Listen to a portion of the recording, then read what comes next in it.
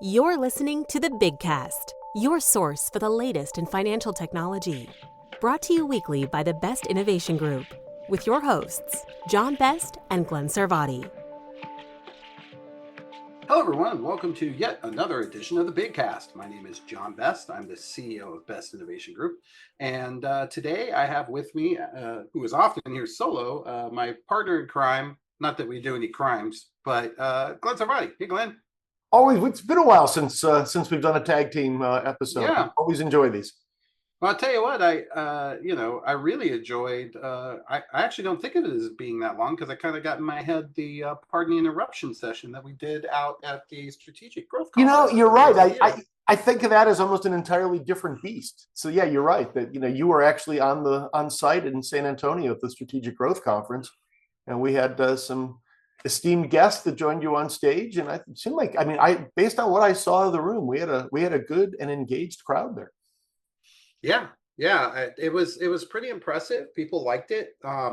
I've gotten comments about it, sort of unsolicited, from folks. So people must have been watching. We paired it with our town hall, and I thought you were really good on it.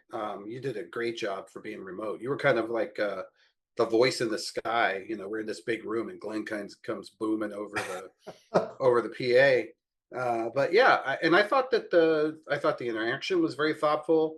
I thought that a lot of information was sort of given all at once, but we didn't even have time to get to everything. We only got to the two first rounds, and that's with me driving as hard as I can to keep it, in the style of that, ESPN or sports. Although when ESPN's doing that, you only have two people, and we were trying to make sure we had some voices in the room represented as well. And kudos to America's Credit Union for pulling that off. I mean, I thought that was a pretty ambitious undertaking. I'm always very nervous when you're doing something live and you got a remote hookup in a conference room that you don't necessarily control because it's in a hotel someplace. They put together some cool graphics and everything went without a hitch. And the video is of the replay is available at the cutownhall.com site, and we'll post a link to that. And I think we might as well mention while we're at it that the next session, kind of the more standard ones that we do on Wednesday afternoons, is coming up on Wednesday, September 17th. So if you're interested, you can find the replay, as I said, at cutownhall.com. But if you're interested in joining us, love for you to get engaged, be involved, and participate live when we do it. 3 p.m. Eastern, noon Pacific, Wednesday, September 17th. It's free, but you do have to register in advance. I learned a lot from that part in the interruptions. It's not the same format as the town hall, but in some ways it was a little better. I think there's something to be learned from that format that we can apply occasionally to the town hall. So nice and snappy. I mean, it really kept things moving. Yeah, I liked it. I thought it was well done, and I think that you, in particular, as always, were eloquent. You did a very good job of sort of explaining some very, very difficult things to explain. Like a lot of what's going on right now is so mired in politics. It's hard to even keep up. And, with the Genius Act, with what's happening with the CFPB, and you did an incredible job of breaking all that down, I think, into normalized bite-sized nuggets that people could sort of get their mind around. Because, you look at, like, I had someone tell me, oh, the NCUA people are back. And I was like, oh, that's great. So they brought back the other two directors. And then 2 minutes later, you told me, oh, they lasted about 5 minutes. Because I went to you and I said, Glenn, look, they're back. And you went, yeah, that didn't last long. And so it was amazing. They literally made it back for the meeting. They got to show up, and then, like, I think literally by that afternoon or the next morning, it's like, oh, never mind. The court said they could go away again. But they still haven't given up. They're still pushing to get their seats back. Yeah, and so what do you do with with that sort of volatility? Because it's the same thing that the complaint that the business owners had about the tariffs. It makes it tough to plan, And we touched on mergers. We touched on a lot of stuff. But anyways, I know you kind of have a flow you want to go through. Let's do it that way. Really revisiting one, and I think there's been some new stuff that's happened even on that since we had our friend Joe Keller, who's been involved in the crypto and space now for some time. Oh yeah, he's so awesome. I love Joe. Yeah, he was on stage, and we gave him kind of the lead role in kind of talking about, do credit unions have a play in stablecoin? But I know you've got thoughts on that too, and that's obviously become front and center. The credit unions really got in front on that one earlier when we were talking, before the crypto winter, and frankly, probably got burned a little bit on it. So I think a little bit kind of once bitten, twice shy in getting back in it. But stablecoin's a different beast. It really is. What's your take? What do you think credit unions can and should be doing there?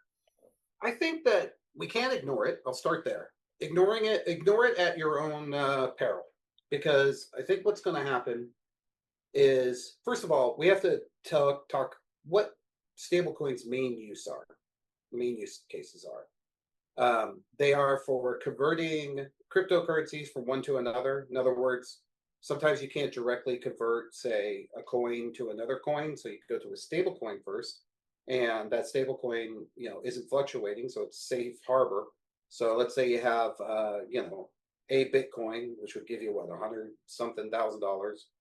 You want to convert that to ETH, which is Ethereum, and you could do that. You could go directly from one to the other in some exchanges, but you may have to get from one exchange to another or something like that. So you would then sort of cash it out, but instead of cashing it out to money, which, by the way, would trigger taxes, it would trigger a SARS, it would trigger, all the things that go with it. And typically fees, cost of fees, transaction acceptance cost.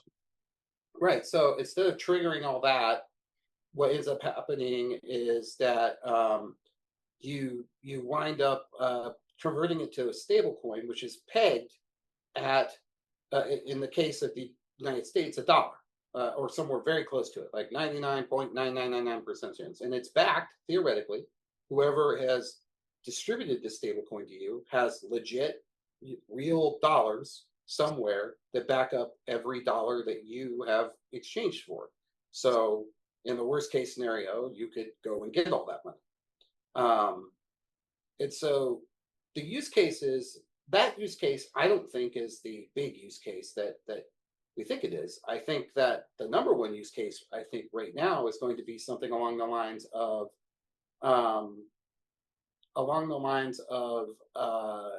foreign money transfer. I was about to say, to me, cross-border payments is yes, it comes to mind front and center in my mind. Yes. Okay. So now let's start there. There are other use cases, but let's start there. So as I look at the various credit unions that I work with, Suncoast being one of them, increasingly, the diversity amongst the credit union membership is growing, particularly because our charter is to support, the folks who are struggling to be banked and who need these kinds of services. And I think that the credit unions, in particular, Suncoast, has done a great job of reaching out to that community and being part of it. But one hallmark of those communities is often they are a generation or two of legitimized immigrants who are legal to be here and all that sort of jazz. But they're sending money home to their families in some of these countries where they're oppressed. And I'll give you an example. Haiti, there's a lot of folks from Haiti here in Florida. And so, that can bring around, they want to send money home. It's a very impoverished nation. It's been through a lot of storms and earthquakes and all kinds of crazy stuff. And so facilitating sending that money. Now, if you're going to send it by wire, you're going to pay $25 or something. If you're going to send it by Western Union, you're going to pay more than that, depending on how quickly you want them to get it. You could try using PayPal or something like that, but they have to have PayPal or something on their side. And somehow we got to get these, converted back to their currency. And the nice option is to be able to use a stable coin, send it to some service on the other side that's offering the stable coins. It's instantaneous, so they get it and they can convert it to their currency. And then oftentimes they can use an app in a wallet or something to actually spend it. So this is really supportive of, I think, a class of membership that is, that is important to the credit union space.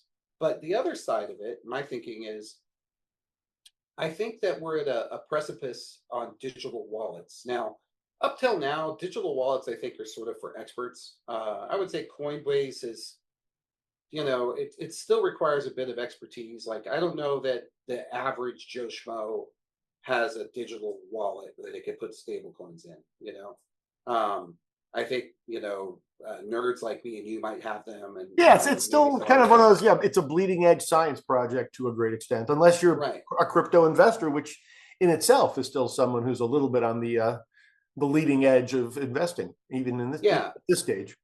And I think those digital wallets are going to become extremely important because they're not just going to hold stable coins. They're not just going to hold crypto. They're going to hold a lot of other stuff in the future. For example, I think that one of the things that may be stored there is pseudonyms for your identities. I think that you would, for example, I envision a future, Glenn, if that's your real name, where I will have an assistant. Let's call him AI Chad. So AI Chad, I pay for him. He comes from OpenAI or Anthropic or some big company. And what all AI Chad does is AI Chad, I gave him access to my home banking. I gave him access to every account I have.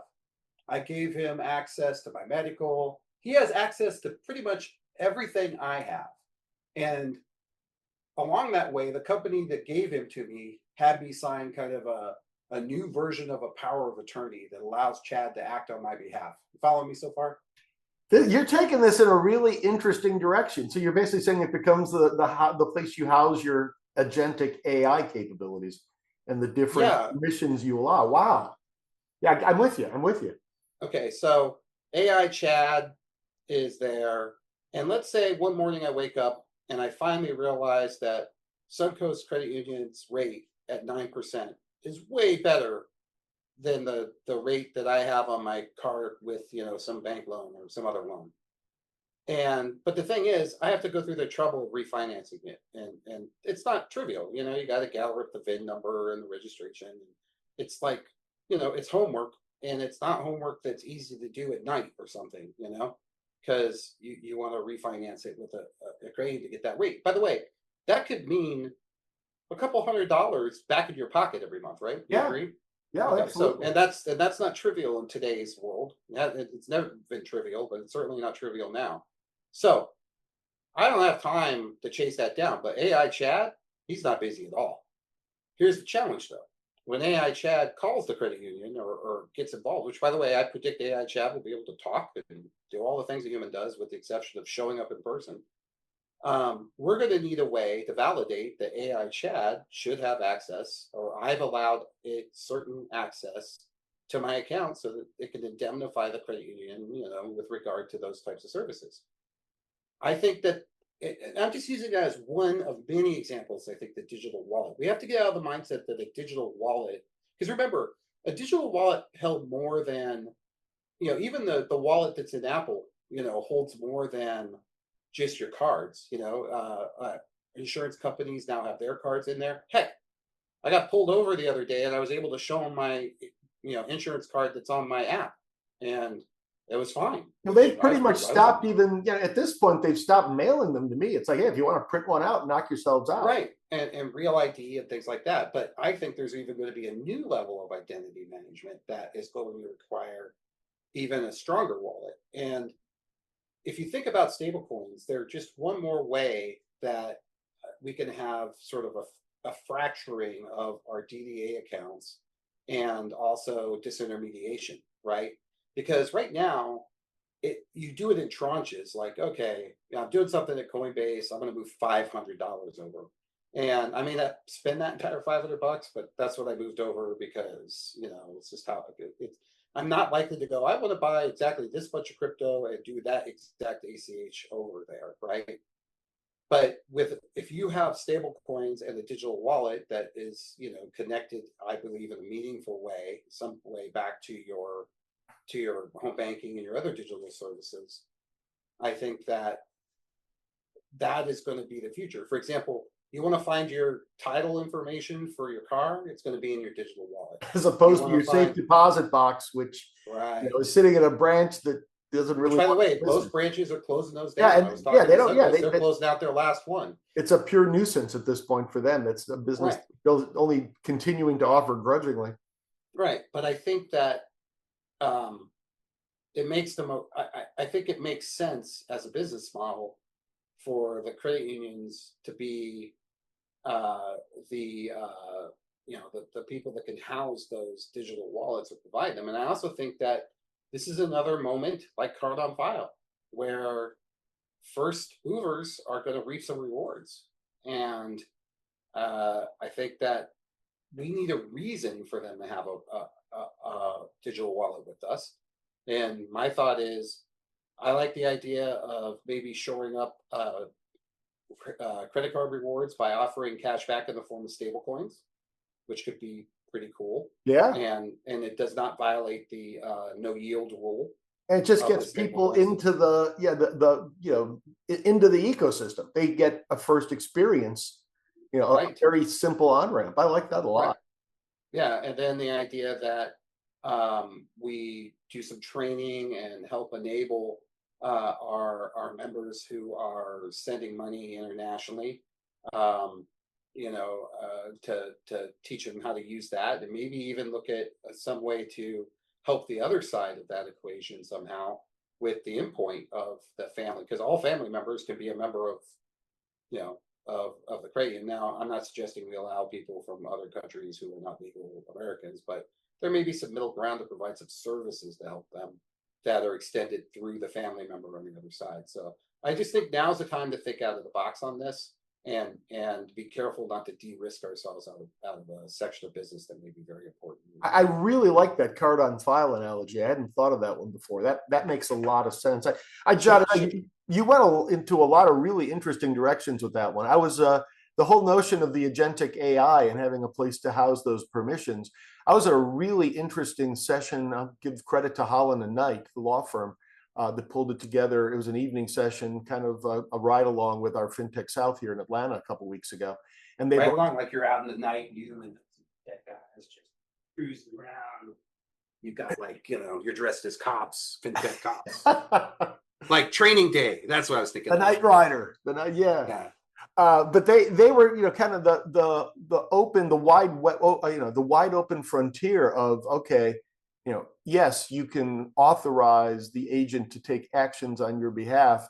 If something goes awry, who's responsible? I mean, they're not saying it in terms of, this isn't Holland Knight. This is one of the panelists, by the way, saying these are just things that have to be resolved and codified so people have the rules of the road, like a lot of these other things. So stablecoin, it's like, okay, how do we document, who gave what permissions? And therefore, if, the agent acted on your behalf and did a deal that, in hindsight, you wished it hadn't, who's liable? I think we know the answer probably ought to be whatever you gave permission for it to do. But there's a lot of law that's going to have to get in front of that. But the idea that you've got a wallet that actually houses those permissions gets you at least a step in that direction, which I think is pretty cool. Yeah. You also go ahead. Sorry. No, let's keep going. I was going to say the other thing. I mean, I like, especially from the credit union standpoint, you went directly down the path of the retail, the consumer opportunities for cross-border payments. I know that J.P. Morgan Chase is all over this, looking to issue their own stablecoin to reduce the friction of international payments between Well, and they already have JP. They already have the JP Morgan coin. Exactly, right? and it's just a matter of kind of ramping that up. Like 4 years ago, we were doing some work at helping out some businesses. I won't say, I can't say who, but and this, put it this way, it was a really big, well-known, like you would know this guy, and I was helping him wind some of the problems he had, and he had a JP Morgan note in there for that sort of thing. Oh, really? So that's interesting. yeah, and so to me that was like, oh wow, this thing's everywhere. I've only heard about it. I've never actually seen one actually, being held. Yeah. The fact that JP Morgan and the other banks are going to come up with it, and I think this came up since this. I think this was announced after we did the strategic growth conference, town hall. Wyoming has now launched its own stablecoin. Yes, and it gets pretty interesting to me. How many states are going to do this? Because you use the phrase splintering. You got a bunch of different coins, which, something's going to have to become kind of the accepted standard, because you're not going to have to carry different, or it'll be the same as having to carry, 50 different currencies for 50 different countries. There's an area where I'm unsure of what the economics are yet. I don't know whether it's better for, I have some ideas, but I'm just not sure what works. And this is where I would look to you because you're the genius behind this sort of thing. But is it better to work with Valera or somebody and Metallicus and come up with CU coin that is a stable coin for everybody and is held by a big maybe Valera or whatever they're calling it, where the backing of it is a credit union industry wide thing, or is it better to partner with like a Circle or somebody like that that's a stable coin provider? And then the other concept that's is I see, and you're going to think I'm crazy, but this is also a stairs. I believe that the credit union itself should have a digital wallet with stable coins and things like that that could be used for inter credit union. What I'm hoping will be, with projects like what Lamont's working on, Lamont Black, in his Wide Open Ventures, the idea that participation loans and things like that become assets in a digital wallet. Then the idea that the credit union itself would have a digital wallet where you could pay vendors with stable coins, and maybe that is like a more efficient way to do things and sell stuff. Like, for example, for many years, services like bill pay and others were sold sort of by the drink. In other words, to make it so that cranes could get into the business rather than some big, push per month. It was the more business you get, presumably the better off you are. Presumably you can pay more. So if 100 people use the bill pay, it's $100. If 200 use it, it's 200. But it was always difficult to sort of manage that kind of process. Whereas with something like a stable coin, because you had people that would use it once and then walk away, and you had to figure out like, okay, well, I don't want to pay for Glen to try it out, but if he's a habitual user, I think there's something there with the business models of fintech that I can't quite put a finger on. It sounds to me like it could finally, I've just forever been wishing we could come up with some way to deal with micropayments. Not having to subscribe to every individual, magazine just to read an article and hitting a paywall, but a way you could actually pay 35 cents, 65 cents, $1.15, whatever, which the cost of the transaction is just so high, you can't justify it now. But you suddenly, could if you have these types of opportunities. I think that makes sense. I think your loan participation point, I think that makes great sense when you talk about Wide Open Ventures. I think they're doing cool stuff with that. Whether it's a Valera or whether it's a Metallicus or any kind of other consortium, I think they announced a partnership, Metallicus with Valera. Yeah, so that's cool. No, I think, and full disclosure, I should say that Big, through its CU Ledger ownership, has a stake in Metallicus. Oh, it's a good point. I should be honest and upfront about that. The reason I think of it is every time I listen to anything with the New York Times and they talk about OpenAI, they always have to disclose that we're suing them. Yeah. But no, I think to me the biggest thing I'm looking at is just the critical mass, and it's like the biggest concern I have is that credit unions trying to create something that doesn't wind up getting enough market traction that it just becomes a very, very small bit player, to me would not be a winning strategy. But if we can actually band together in a partnership, across the entire industry or with another player like a Circle or something like that, like I say, I start to struggle when I start thinking about, what if 23. By the way, I mean either Circle. It could be the funding thing from Circle, or it could be the other, Yeah, no, there's lots of different angles for partnerships. I'd hate to see this thing all splinter into, literally which, as we used to talk about with, the NASCAR effect, with all the different bugs on the back of your credit card, you have to make sure that you have this one, or else it's not going to work. Of a Winnebago, Which just kind of vaguely related to this. Have you ever heard of a streaming service called Stream East? I just heard about this on the radio this morning. It's like kind of the Napster for the modern video streaming era, and it's like Napster also because it just got shut down. And apparently, I think there's been services with pirated streaming video forever. But apparently, I didn't know this one had over 1 billion different people access it worldwide over the course of the last year. It was a big player, and it seemed to be very specifically in the sports space. And I'll find the link to the story I heard. But the thing that was interesting was people were starting to get frustrated with cord cutting, and then the way that all the different rights to watch a certain event has splintered. And so, is it the Champions League? Is it the UEFA Cup? Is it where are you going to find? There's so many different soccer tournaments and things like that. Well, even if you were willing to pay, if you couldn't find it, it's like, well, geez, I can just go to Stream East and they're running it for free. So and the argument was people are getting really frustrated not being able to do this. If only we could bundle it. I'm like, my God, the pendulum has shifted that quickly. We were all really upset about bundling like no more than 2-3 years ago. And now all of a sudden we're getting frustrated because it's too hard to find things when they're not bundled. So it just, the balance between the two of those is continuing to reset. And I could see the same thing happening with stablecoins too. Yeah, I agree. So I don't know. I think we have violated the pardon the interruption rules because we took pretty much all of our time on this one topic. The other topic, and it's vaguely related to that, is Gemini is apparently going to be going public. Our buddies, the Winklevoss twins, they have a company that's about to go public, and the word on the street is it's beyond just a rumor that Klarna is actually shopping their IPO as well. So you got that's beyond a rumor. That is true for sure.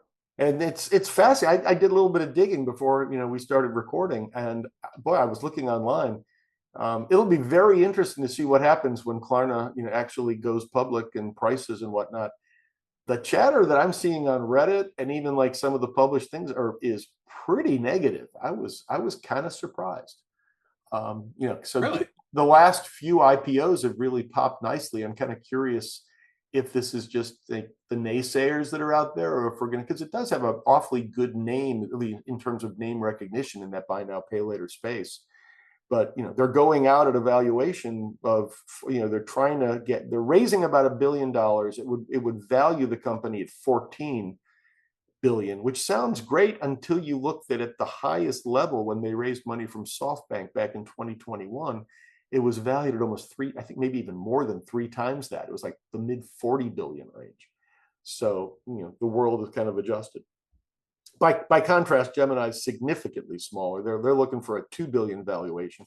We're to the world now where 2 billion sounds like, that's pocket change.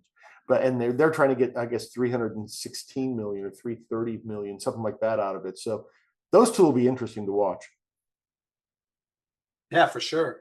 I think we live in interesting times. That's absolutely how it's shaken out, why don't we hit a real quick one? And I'm actually going to start my stopwatch on this. Let's play the real pardon the interruption game, because this was one that we didn't get around to on the pardon the interruption format at the live town hall that we did down in San Antonio. But you kind of raised this as a topic that was worth talking about. I'll give you 2 minutes. How's that? Okay, deal. Which is worse let's from a credit union standpoint, not innovating fast enough or innovating in the wrong direction? Go. Not innovating fast enough. I think the faster you go, the quicker you find out what works and what doesn't work.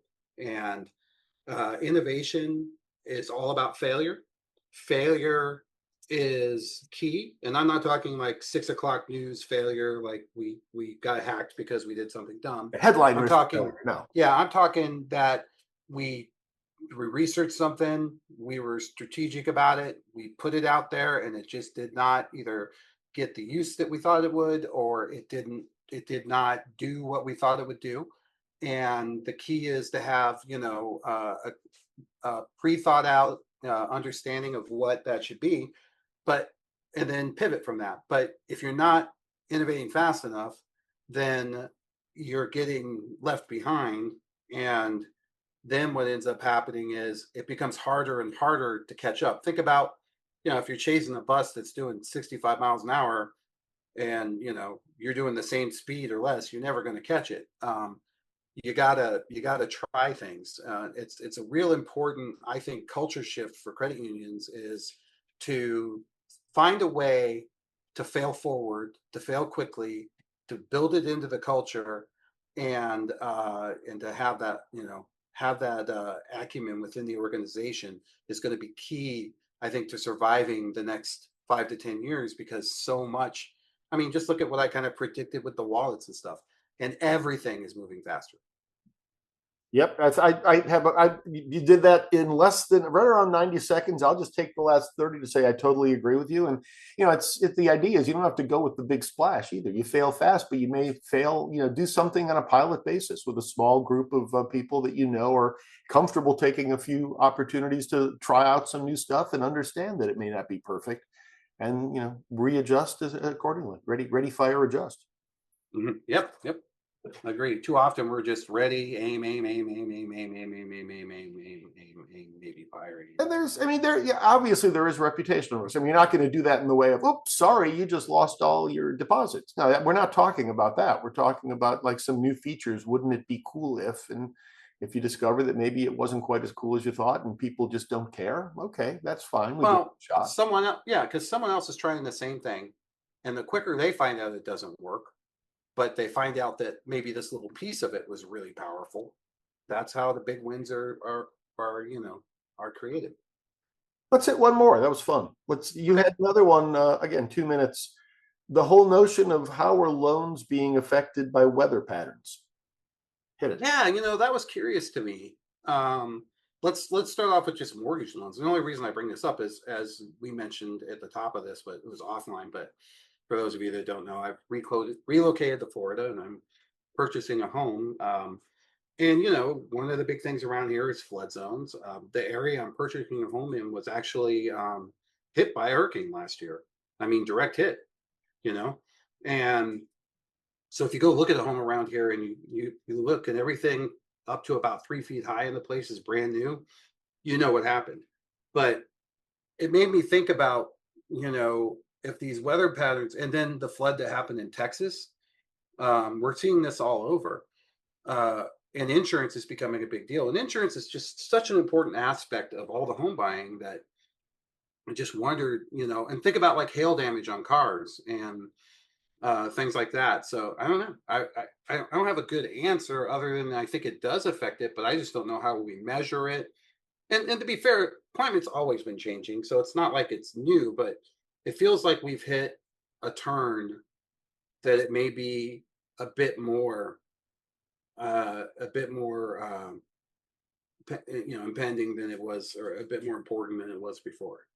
What I'm curious, maybe it's hard to kind of differentiate between the two. Do you think, from your standpoint, was it an issue from the mortgage, or is it getting the insurance that you need to basically meet the conditions of the mortgage? Well, it's if you're going to go through FHA, which many people will, because they're good with their rates, particularly in the credit space, then they're going to demand that hey, all of a sudden all the roofs that you want to buy have to be double joisted because of the hurricane. Because if you can't get insurance on it from their perspective, then they're not going to lend towards the asset. So they have, there's a lot that goes into that is happening. And then you wonder about things like, should solar be included with every house? Is that maybe a new approach? Like, are we at a point now where as EVs grow that, there's, opportunity for that? I look at like Clean Energy Credit Union out in Colorado doing amazing things in that space. And I just think there's a there. I put it on there because I was hoping someone else would think about those things or have more to say, or just tell me I'm crazy. But we ran out of time. We're running out of time again this time too. And I'll just add one more thing. The first house that we bought was actually in suburban New York City, and it had this very minor creek in the backyard. It couldn't have been more than 2 feet wide, and it was 50 to 60 feet from the house, and the house was uphill from the creek, and it didn't have enough water. I mean, I couldn't get up to my knees, even if it was even less than that. And technically, we were in a floodplain because of that. And we had to have government insurance for flooding. And the thing never rose even to the banks of it, much less the 50 feet that had to go to the house, at which point it would have touched the garage and the basement. And I'm like, why am I paying $750 a year for this? Well, fast forward, I'm thinking, okay, A, that was a subsidized government program. The rate is probably a heck of a lot higher now. And B, I can now imagine that maybe after everything else that's been going on, one of the things that happens that causes floods is somebody just releases a lock or something, upstream from that. And maybe you do have a problem. Yeah, who the heck knows? It's, the ones that just seem totally inconceivable not that long ago, suddenly at least you can at least comprehend how they might be a risk. Yeah, and I also wonder about, like, for example, air conditioning. It's just getting a lot hotter. And there are places where air conditioning wasn't mandatory, or wasn't something that you needed, but I can't even imagine a home in Florida or Phoenix that you don't have air conditioning in. Oh, I mean, yeah. How could they have ever even, created between Vegas and Phoenix and places like that? Yeah, I don't even know how you would actually convince people to locate there if you I didn't. just, Pretty yeah, standard. I just wonder if different conditions and different times should mean different products and different features and different services going forward. Well, we managed to knock off 3 of them. That's great. Yeah, yeah. I loved it. It was great. Glenn, you were fantastic. I want to thank Joe and Karen. Karen from True West, she was amazing.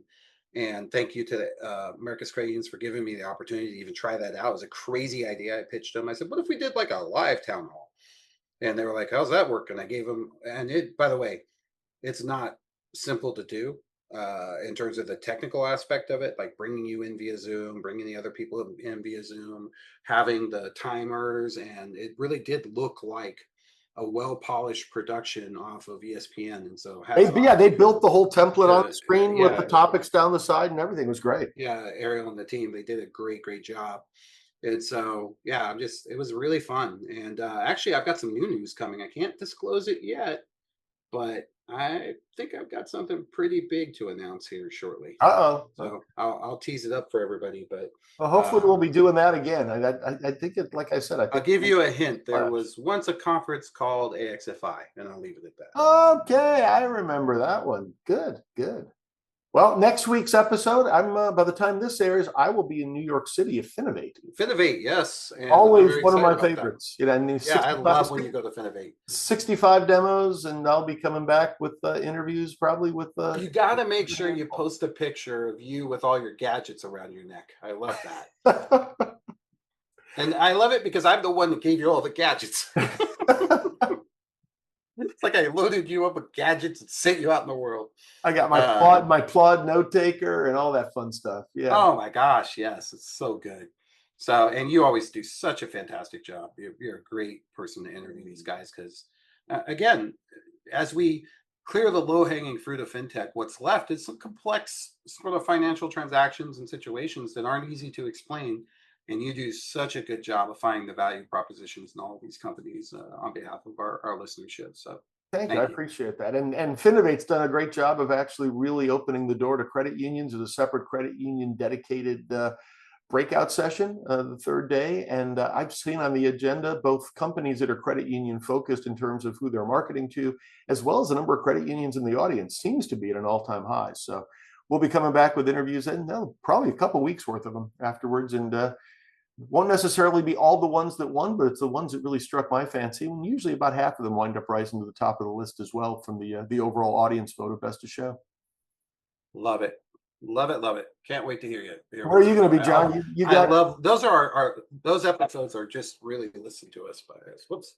Yeah. Let's start over. I love it, and those episodes are really they're highly listened to. So thank you. Yeah, and then not long after that, you and I are going to be meeting in upstate New York at the Innovation Club.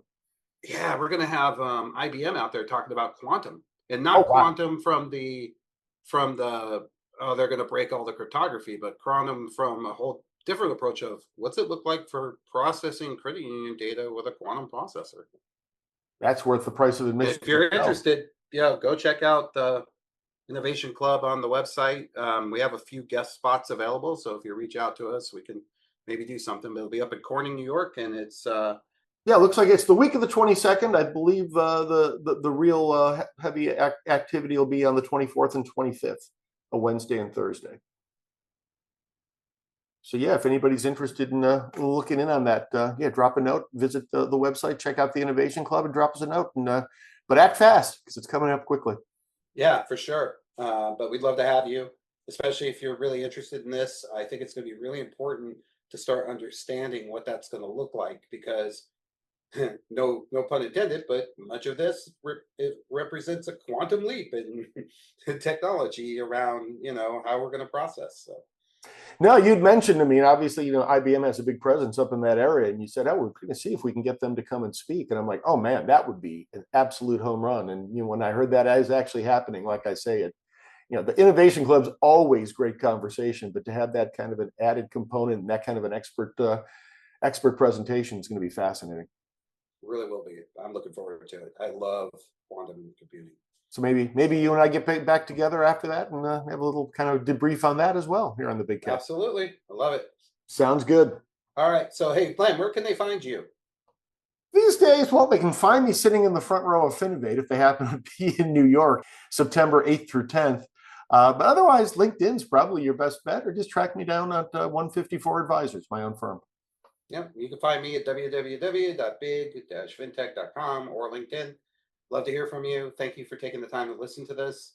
If you think we're crazy, drop us a note. If you agree with us, drop us a note. Whatever you want to do, we'd love to get some feedback. And thanks again. You can always find the past episodes at the website as well on the media tab, big-fintech.com. Thanks as always for listening. Hope to see you soon. Take care. Check back each week for the latest from the Big Cast. Or better yet, we hope you'll consider subscribing for free via Spotify, Stitcher, Apple, or wherever you get your podcasts. If you have questions or comments, we'd love to hear from you. Tweet us at Big Fintech, email info@big-fintech.com, or visit us at big-fintech.com and click on the Media tab, where you can post a comment or check out our archive of hundreds of past episodes. See you next week.